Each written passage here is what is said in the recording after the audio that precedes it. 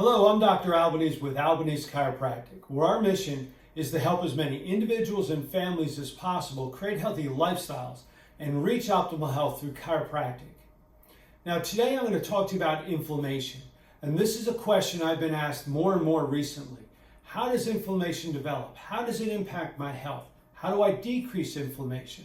So we're going to touch on this just briefly and shed some light on how you can positively impact the inflammation that's occurring within your body to create an anti-inflammatory lifestyle.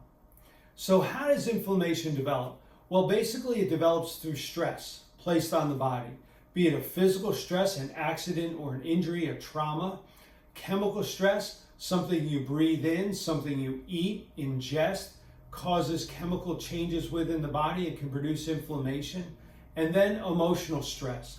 Emotional stress can have the same impact as physical and chemical stress on the body. If you're in a chronic state of stress, stressed out, this produces an inflammatory state within the body. Now, when your body is being placed in some type of stress, it causes chemical imbalances within the body. Now, I'm going to touch on pH. This is very important because this is something you can influence very simply. pH, parts per hydrogen, should be in balance within your body. pH is measured from 0 to 14, 0 being very acidic. Think of battery acid. 7 is neutral. We should be just above 7 in an alkaline state. 14 is the highest alkaline state. So from 0 to 14, we should be just above 7. Now, certain foods, for example, will influence pH. Anti-inflammatory foods like whole food fruits and vegetables, berries, these are all very anti-inflammatory foods. These are foods that will decrease inflammation because they are alkaline in their makeup, or when they're broken down, they become alkaline. When your body's in an alkaline state, a higher pH, you're going to have less inflammation. You can counteract inflammation that's already developed in your body by eating those types of foods. Foods that are high in protein, alcohol, tobacco, coffee, these are foods that are very acidic. So when your body is ingesting acidic foods, or when the food is broken down and what's left over becomes acidic or lowers your pH, this then produces inflammation. Now, we see this a lot with the foods we eat, but also the thoughts and the stress levels we have. If your body's in a chronic state of stress, it automatically decreases the pH of your body's chemistry, increases acidity, and produces inflammation.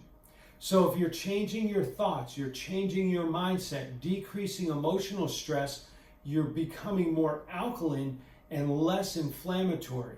When you're eating whole foods, a plant-based type of diet, when your diet consists predominantly of fruits and vegetables, seeds and nuts, now you're decreasing inflammation. You can offset if you're a coffee drinker or if you have animal protein.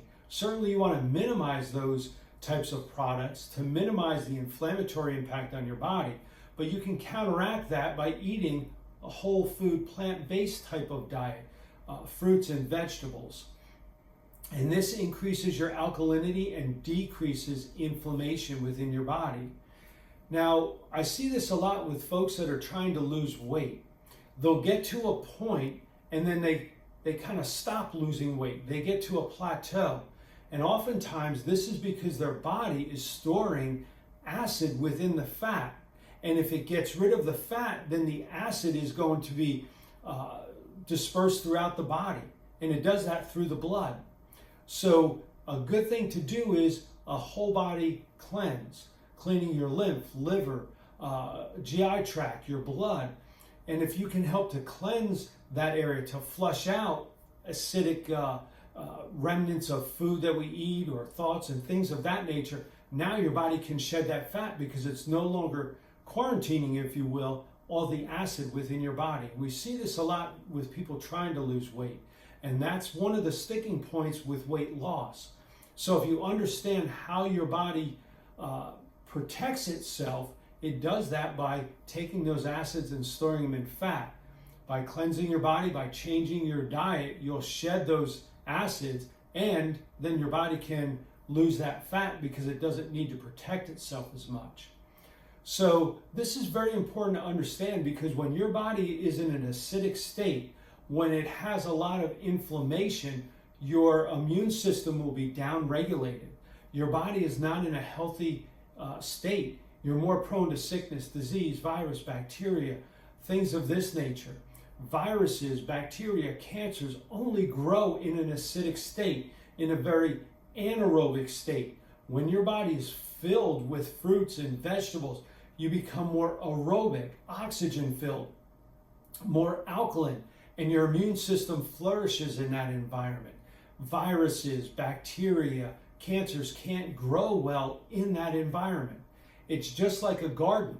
If your soil is very acidic, weeds will grow. But if you change that environment and alkalize the soil to increase the pH, weeds can't grow.